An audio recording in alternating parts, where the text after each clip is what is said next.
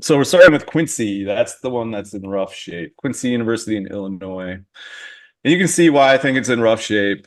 Again, they're the blue line here. This is their net income margin by fiscal year. They had a negative 8.5% loss in 2021, negative 11% loss in 2022, negative 23% loss in 2023. So they're getting worse. And again, they're worse than the schools that have recently closed here, that set of nine. Another thing that is very, very alarming, of course, they have a negative cash flow, and it turns out this is about a 4.4 million cash deficit that they covered using credit cards, basically, and and also overdrafting on their checking account, which is really interesting. The first time I've ever seen that, and pulling a lot of money from their endowment. So all of that's there. But the most alarming thing, again, for this school, we saw two schools last week where their unrestricted net assets went negative. Well, that actually happened for Quincy in fiscal year 2023. That's very alarming. Again, it suggests that if they were to close, even after selling everything, they may not be able to pay back their creditors. I guess it would depend on the legal decisions around restricted endowment funds, if those can be used to pay back creditors or not. And I'm not actually sure that that is like settled case law. So it's very interesting. We'll have to watch this for schools that start closing that have negative unrestricted net assets.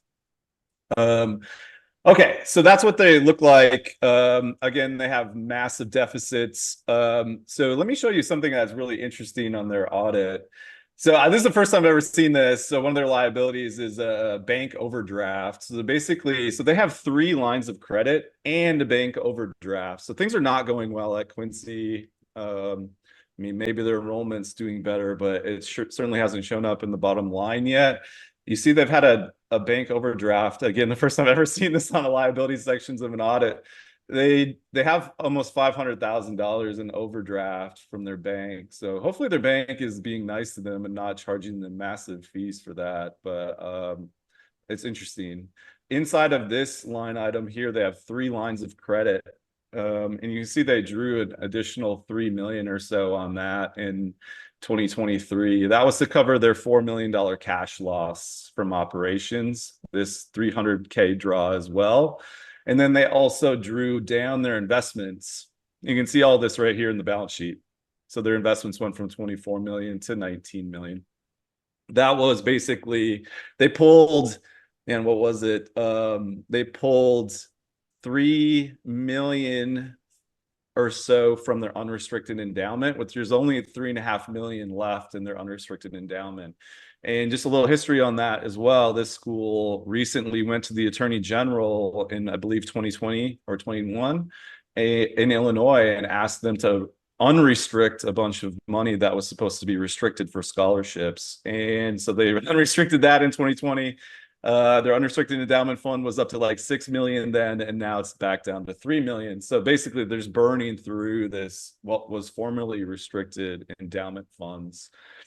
So again, Gary, we focus mostly on like students and parents, of course, the staff that work at these schools, but they're also donors. When you think about, like, if you're going to give a restricted donation to this school, I don't think that you should really be confident that that restriction is going to be held.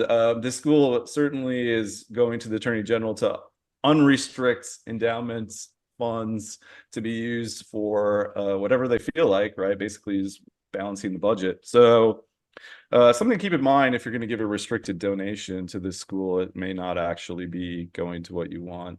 Yeah, and we're seeing that more and more, Matt, where colleges are sometimes asking those donors to release restrictions, and sometimes they're not asking at all. And of course, that's not good in either case. But in the second case, when they're just doing it on their own, that's a risky proposition, Matt.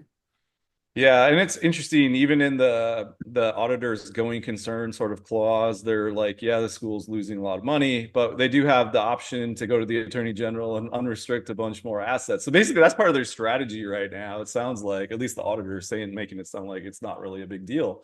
I think it's a pretty big deal, right? What kind of confidence can you have sitting down with your donors and saying, hey, this is going to go to a scholarship, when it may or may not go to a scholarship and they have a Yeah, history of yeah. actually not putting it there?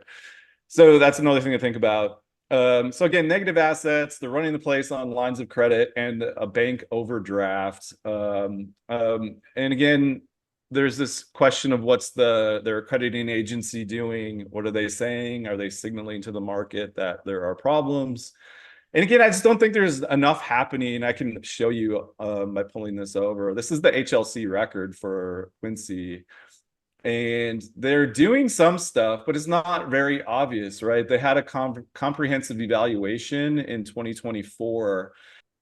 So basically, Quincy University in Illinois, they are running big deficits right now. They are covering those deficits by unrestricting endowment funds and using large draws from their endowment to cover the loss. They're also using lines of credit, 3 of them, and overdrafting on a bank account. So the question is, I mean, one question we've had, Gary, in the past is, are the accreditors doing enough to sort of signal to the people that are participating in this market, particularly students and their families, that one of the schools under their umbrella is in serious financial stress. And at a minimum, what they can do without sort of killing the school is put them on probation, right? At least send a signal to the people that things aren't right. But one of the beefs that I think I definitely have with HLC and Middle States and others, they seem really reluctant to do that. Even the probationary tag, you can see what they've done. They just did a comprehensive evaluation in last year in 2024. So they're seeing all the stuff that I just showed you. They have already seen that. Yeah. Negative net assets, the whole bit, overdrafts, all of that.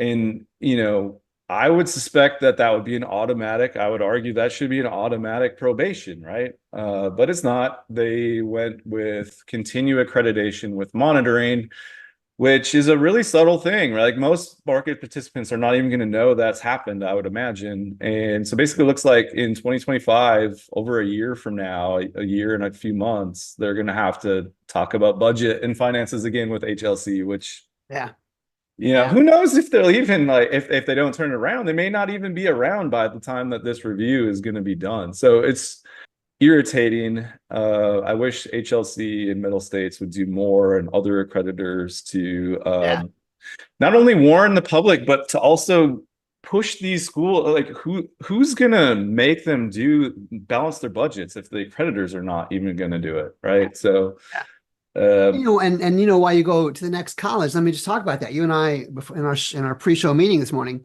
we're talking about some social media exchanges that both of us engaged in this weekend. And it begs the question, I won't go into the details on those, Matt, but it begs the question, who are the accrediting agencies protecting? The colleges, Matt?